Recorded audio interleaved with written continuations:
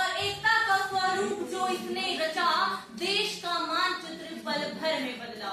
गरीबों का सरदार था वो, दुश्मनों के लिए लोहा था वो। आंधी की तरह बहता गया और ज्वालामुखी सा धधकता गया, और बनकर गांधी का अहिंसा का शस्त्र देश में फैला जैसे कोई ब्रह्मास्त्र। और इतिहास के गलियारे खोजते हैं जिसे, ऐसे सरदार पटेल अब ना मिलते पूरे विश्व में, अब ना मिलते पूरे विश्व में। परम आदरणीय मंच, उपस्थित शिक्षक मंडल एवं मेरे प्रिय सहपाठियों, मैं कनी सुगरा बीएससी थर्ड सेमेस्टर की छात्रा आज एकता दिवस के उपलक्ष्य में अपने विचार प्रस्तुत करने जा रही हूँ।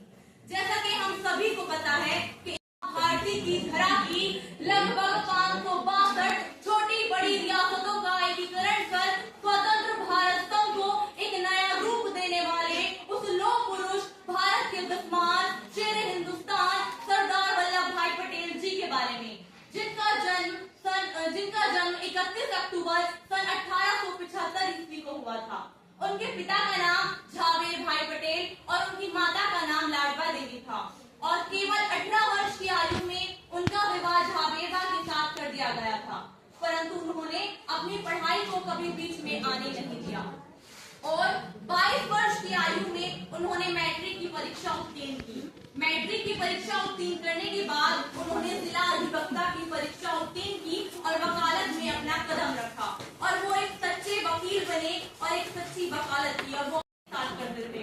धीरे धीरे वो एक बहुत ईमानदार वकील बनते चले गए और अपना काम बहुत ही ईमानदारी के साथ करते थे। कि इसकी एक मिसाल मैं आपके सामने वाज़ेह करूं कि जब वो अपना वकील का दायित्व निभा रहे थे, तो उस समय जब वो अपने मुवक्किल के लिए बहस कर रहे थे, तो उस समय उन्हें अपनी पत्नी के देहांत का एक पत्र मिला।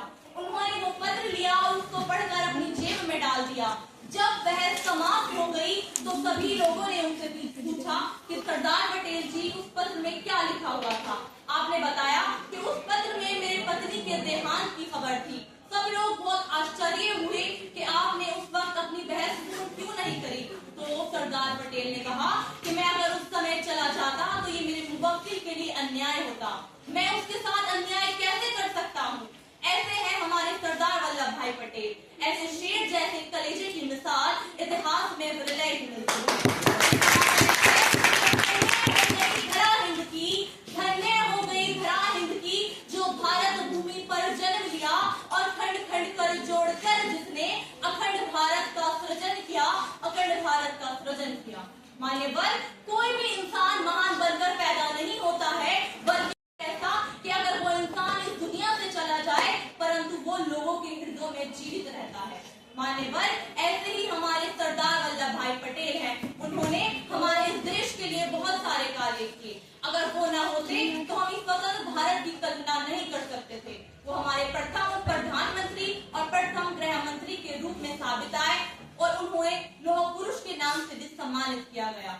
सरदार पटेल एक बहुत अच्छे इंसान थे। उन्होंने इस देश की आजादी के लिए बहुत कार्य किया। कि खुशबू से जिसकी महका है ये सारा हिंदुस्तान, वो थे वल्लभ भाई पटेल, देश की शान और प्रतिभाशाली सरदार, आजादी के महान नायक थे सरदार, आजादी के महान नायक थे सरदार।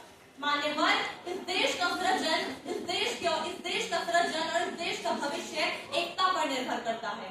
अगर हम कोई कार्य करना चाहें अकेले तो हम उसको कार्य को पूर्ण नहीं कर पाएंगे, परंतु अगर हम एकता से उस कार्य को करेंगे तो निश्चित ही हम उस कार्य को कर पाएंगे। मान्यवर, एकता में बहुत ताकत होती है, और ये आज का विषय हमें एकता का स्वरूप बताता है कि हमें एकता के साथ रहना है और इस देश के लिए कुछ करना है, और एकता को भी बनाए रखना है ताकि इस देश का भविष्य बहुत आगे जाए।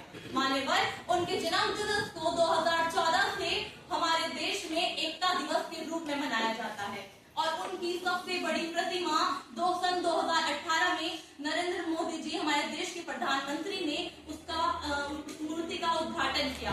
वो मूर्ति इतनी ऊंची है कि पूरे वर्ल्ड में उस जैसी मूर्ति नहीं है। उसकी ऊंचाई 182 मीटर है। वो मूर्ति ये प्रदर्शित करती है कि हमारे सरदार पटेल के विचार कितने उच्च विचार थे, उनका रहन सहन, उनकी सब चीजें कितनी ऊंची थी।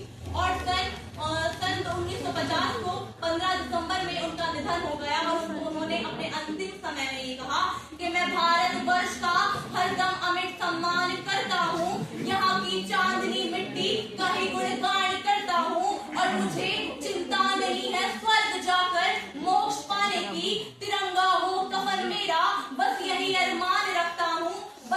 अरमान